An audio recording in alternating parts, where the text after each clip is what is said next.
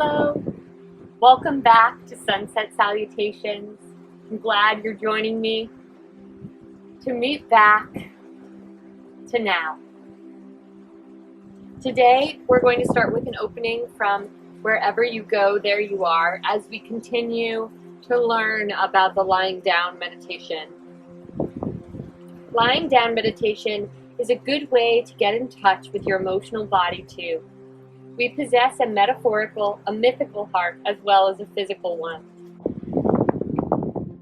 When we focus on the region of the heart, it can be helpful to tune in to any sensations of constriction in the chest, tightness, or heaviness, and be aware of emotions such as grief, sadness, loneliness, despair, unworthiness, or anger, which may lie just beneath the surface of those physical sensations. We speak of broken hearts or being hard-hearted or heavy-hearted because the heart is known in our culture as the seat of our emotional life. The heart is also the seat of love, joy, and compassion, and such emotions are equally deserving of attention and of honoring as you discover them. A number of specialized meditative practices, such as loving-kindness meditation, are specifically oriented toward cultivating in oneself particular feeling states that expand and open the metaphorical heart. Acceptance, forgiveness, loving kindness, generosity, and trust all are strengthened by intentionally centering and sustaining attention in the heart region and invoking such feelings as part of formal meditation practice. But these feelings are also strengthened through simply recognizing them when they arise spontaneously in your meditation practice and by encountering them with awareness. So today we are going to try another lying down meditation, and our focus and our energy is going to be our heart center. So why don't we go ahead and find ourselves lying down. Previously, I have used a cushion below my head. This is just to demonstrate that might be something you prefer, but it's certainly not something that you need. As I find myself laying down here, my first deep breath, I think about expanding into the mat. I like to put my feet against the mat and rest my knees into one another so that my lower back finds itself firmly against the ground. Helps me to feel a sense of weightedness here. Today, since we're working on our heart center, which involves a lot of receptivity, I'm going to allow my palms to face the sky and internally focus myself on finding a greater sense of consciousness, not just of myself, but also of the world around me. Deep breath in here. We're going to do a body scan from the bottom of your toes all the way up to the crown of your head. Just taking a quick notice of everything that's going on with the physical body.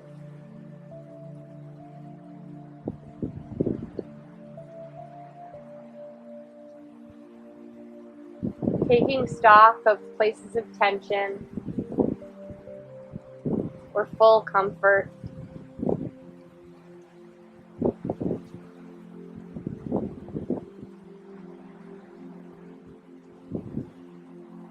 Allowing yourself here to let go of any of those spots of tension.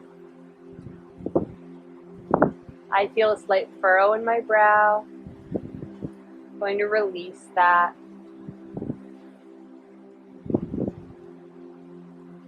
I want to leave my lips parted here, allowing an easy flow for the breath.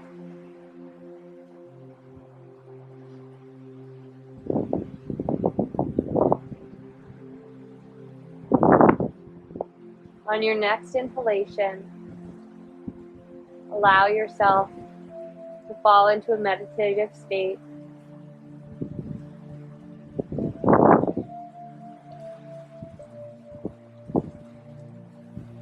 Find your focus solely and intensely upon the breath.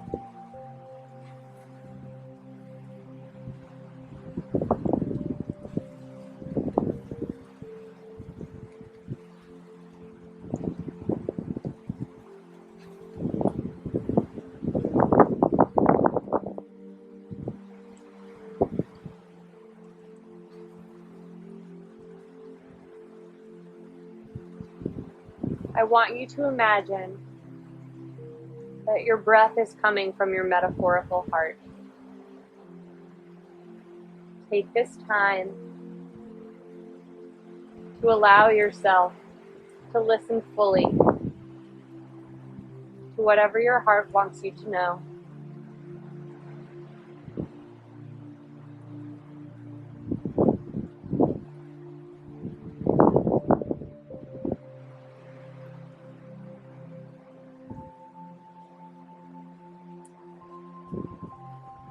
Deep breath in, deep breath out.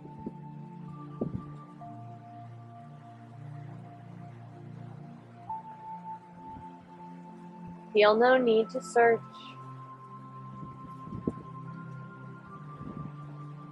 We're finding presence. Release any expectation. Allow yourself here to be curious.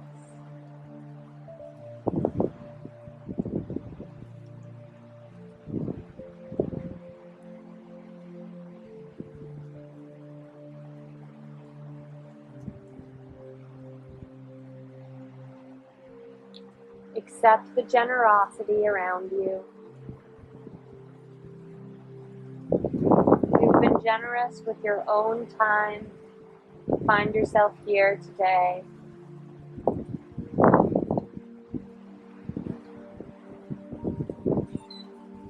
Allow on each breath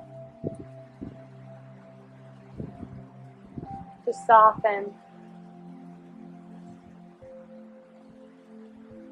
and accept and allow the generosity around you.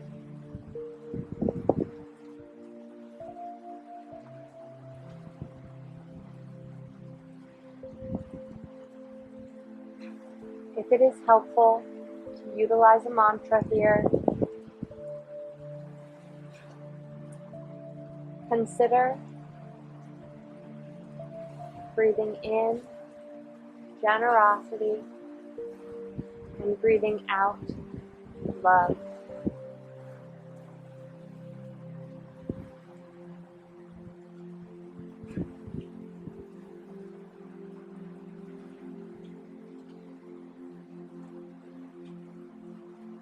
Allow that mantra to come fully from your heart center.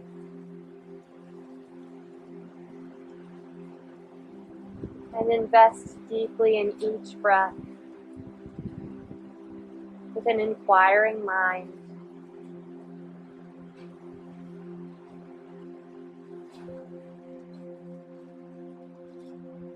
Curious to open the heart.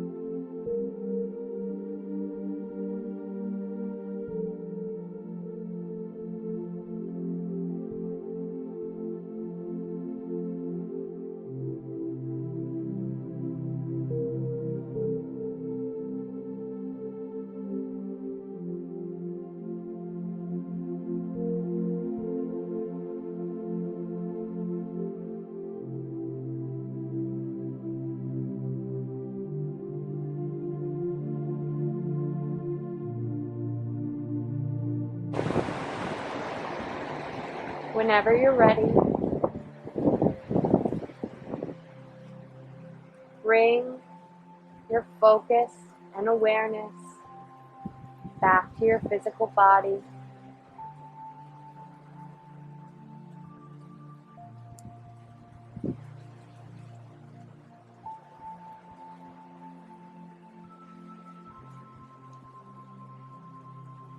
Feel the air against your skin.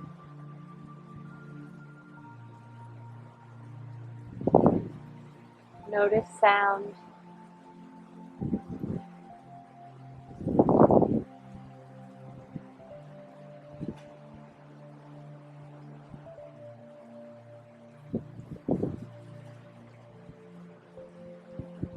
On your own time, begin to wiggle your fingers and toes and gently open your eyes. Now is a fabulous time to find yourself on your side, to rest and restore.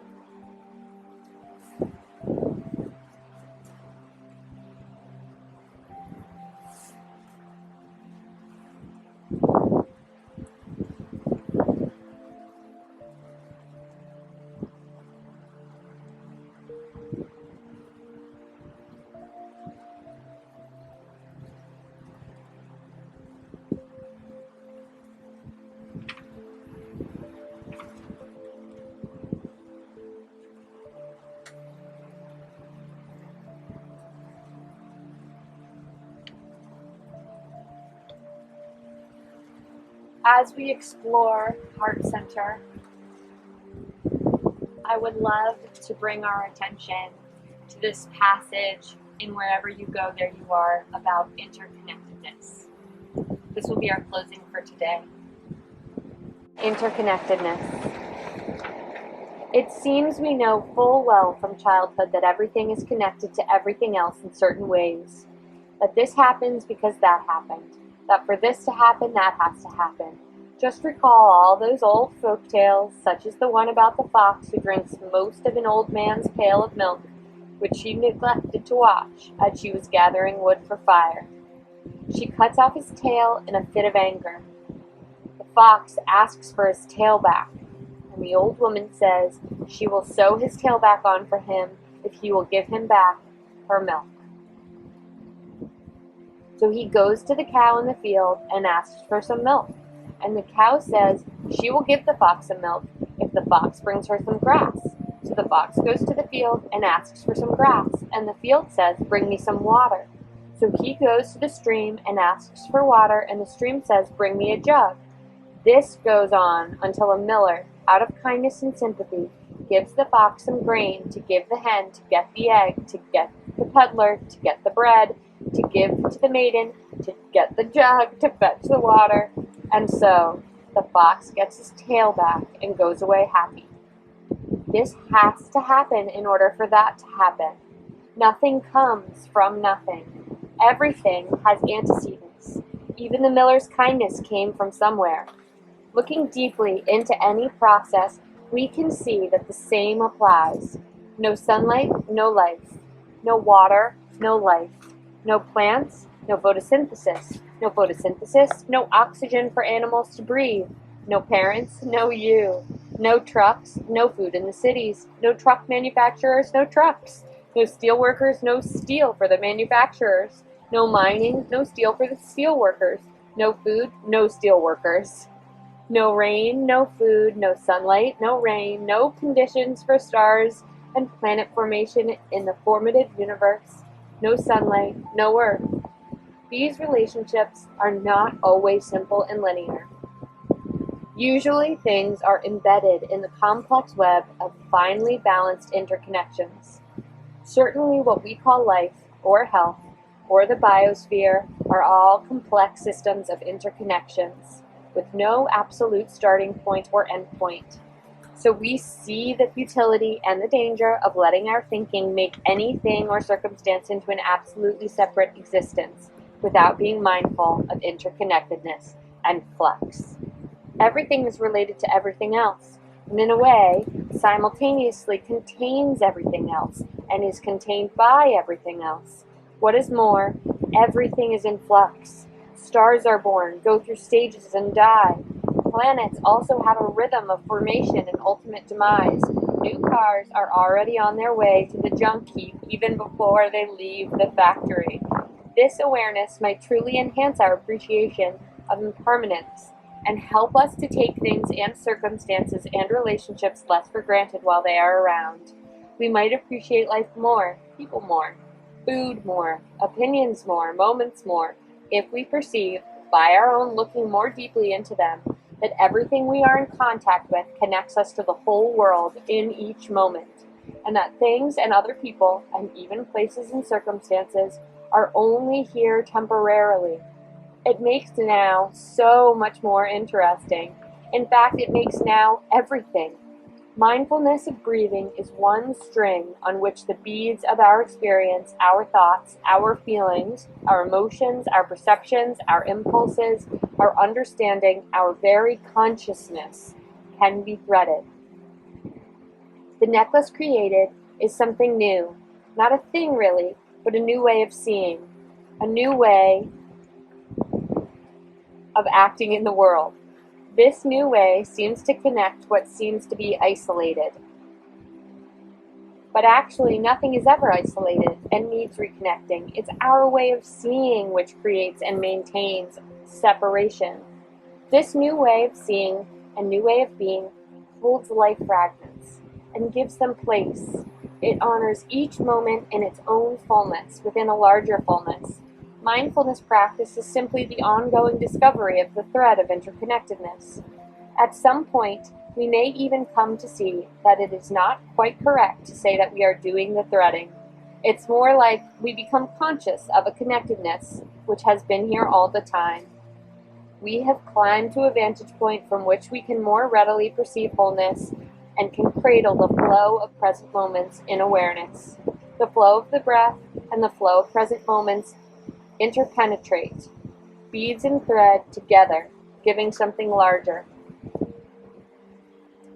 Here is a little passage that accompanies that section by John Steinbeck and Edward F. Ricketts.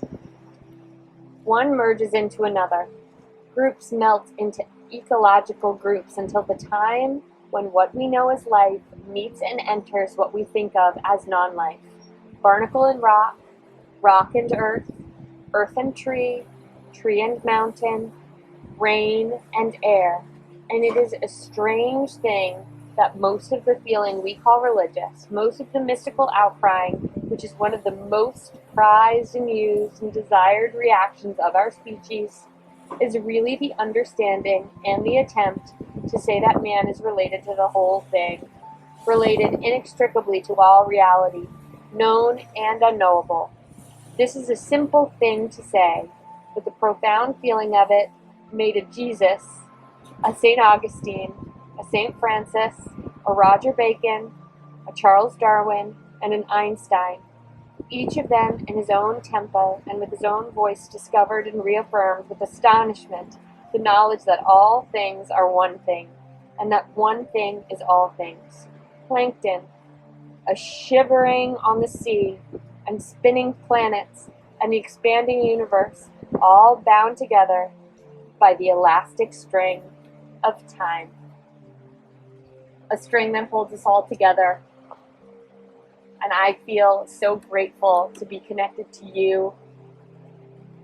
What really resonates with me about this element of our practice is the generosity within myself that it naturally cultivates, and the generosity it helps me to notice all around me. Everything that I do is coming from some fountain elsewhere, and that's what's hydrating me mentally, physically, and emotionally.